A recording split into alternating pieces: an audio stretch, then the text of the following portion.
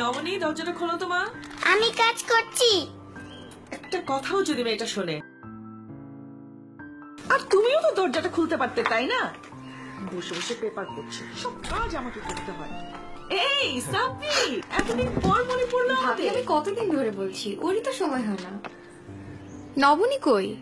নবনী, আমার মেয়েটা এত আনসোশ্যাল হয়েছে না। তোমরা বসো, আমি নিয়ে আসছি। আসলে হয়েছে কি জানো, নবনী না অকারণেই সাব্বিরকে ভয় পায়। সাব্বির? ওকে তো একটা পিঁপড়াও ভয় পায় না। আরে আমিও তো তাই বলি। নবনী,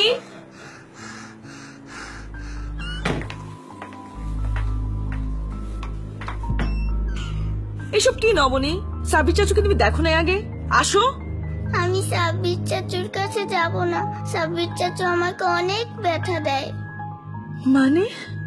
একদিন তুমি নানুকে দেখতে গিয়েছিলে, তখন সাব্বির চাচু আমাকে অনেক ব্যথা দিয়েছে।